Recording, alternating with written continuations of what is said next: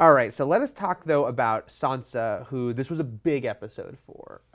Some big moments for her, starting with her being present for the sort of conversation with Ramsay at the top of the episode. She had a great line about "You'll be dead tomorrow." It was funny. I tweeted then every Sansa Stark moment is a mic drop moment, Yeah. and did not realize at that point after that just how many moments she would have like Right. that throughout the episode. You weren't crazy about the writing for her. This episode. I shouldn't say not her dialogue. It's the main thing that I don't think the writing quite adds up is her decision to not tell Jon, hey, I might have a giant army from Littlefinger coming. It ultimately feels like a convenience to make it a surprise. Like, I don't think it's justified in the writing, especially when they have that big, like, you're foolish to do this. And she's making a lot of good points at that point, and he's being sort of very Ned Stark in the, like, noble, naive way he's going to approach this. And everything she's saying, but we don't have enough men. Why wouldn't she at that point say, look, I sent a letter to Littlefinger? It just seemed like you could kind of come up with your justifications for it, but I don't think it really adds up except to make it a cool moment where she shows up at the end. Well, first I should say when the Knights of the Vale, like, I mean, I didn't think that Jon Snow was going to lose at any point throughout this episode. I was like watching this alone in my living room, and the Army of the Vale showed up with Sansa just like looking like a total boss, and I just started crying. Like, there are so few moments where something good happens in a great way, and like that was just such a triumphant moment that I don't know, it just like, it really moved me, and I was like, I'm a fucking sap. Like, pardon my belief, but like that's how I was like, this is, you're being too sentimental. Game of Thrones does not make me cry. But that being said, I fully agree with you as that being a lapse in logic, and I think that it's not. I don't know. I really think that next episode is going to deal with it. I think Jon Snow has that same exact question, and I hope that he and Sansa are going to confront one another over that. Because, like, obviously she didn't tell him she sent a letter. Right. She didn't tell him that she had this army. Thousands of people died. You know, Jon and Sansa have been on the same side simply because they had the same enemy. Right. But what comes next? Like, are they necessarily going to stay on the same side just because they're family? Because I think those are characters who have very different goals, ultimately. And he's going to want to look to the north, and I'm not sure where she's going to want to look, but I don't think that it's necessarily there.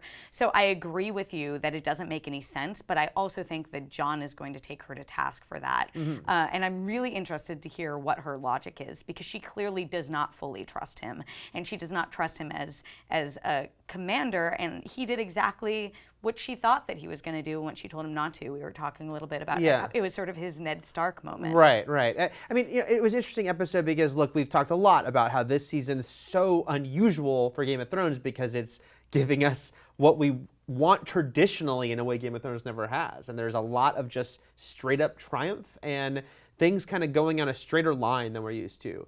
And that's a strange thing for a show 6 years in that has kind of built itself up on we're going to swerve when you don't expect us to.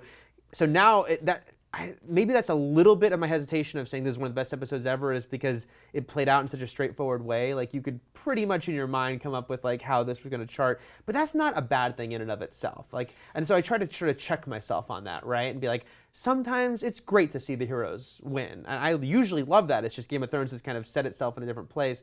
Maybe that's why with the Sansa thing, I wish it was just more straightforward too at that point. If it's going to be Jon's going to fight back from insurmountable odds, he will win.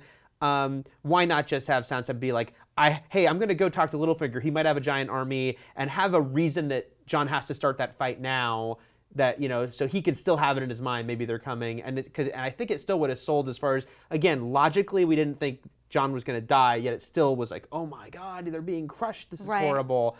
So I almost felt like they didn't need to have that hold back. But I want to say, yeah, Sansa's stuff in and of itself was great. Her being so strong at the front, telling Ramsay that, and then, yeah, at the end, the fact that Jon stopped himself from killing Ramsay and understood how important this was to Sansa. And then getting, the fact that they were back in Winterfell, which was very touching. That to me was the most touching moment. The banner unfurling. That was what got me. Like, oh my gosh, they've got it back. They've got Winterfell People back. keep talking about how, like, in next week's episode, there's going to be a Stark sigil above Winterfell in the opening credits instead of Bolton. Yeah. Finally. Yeah. And, like, that is such a victory. I mean, we've agreed on a lot of things about, like, elements of this season feeling too predictable, feeling like we figured it out.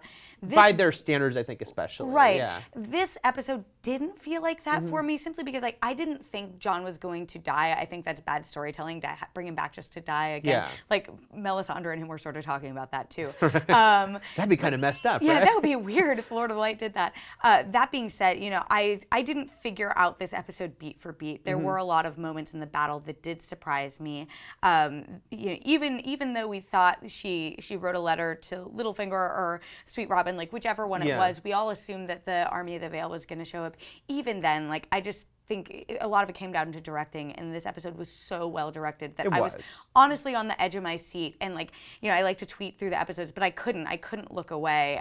So in that sense, I think that's why I was so impressed by it. But there was one other thing afterwards when I was reading criticisms of Sansa's story in this episode that I do sort of buy, and it's a little one, but it's also important, which is Sansa left the parlay with Ramsay before he made the comment about his dogs, and that was sort of her big moment, which I'm like, yeah, that someone messed up in the editing room. Like, yeah, I mean, you could say, like, Jon mentioned to her couch, did you know that he hasn't fed his dogs? What a jerk, right? Like, we treat our direwolves way better than that jerk.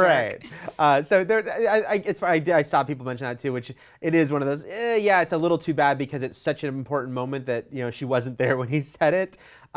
You can kind of come up with your explanation behind the scenes. It's just, it's more the Littlefinger thing, but again, you were absolutely right. It's like almost like I don't think this is their best written episode, but there are great moments and has a achievement of, like, filmmaking on TV. It's so great that it's still great TV. It's a great episode of TV.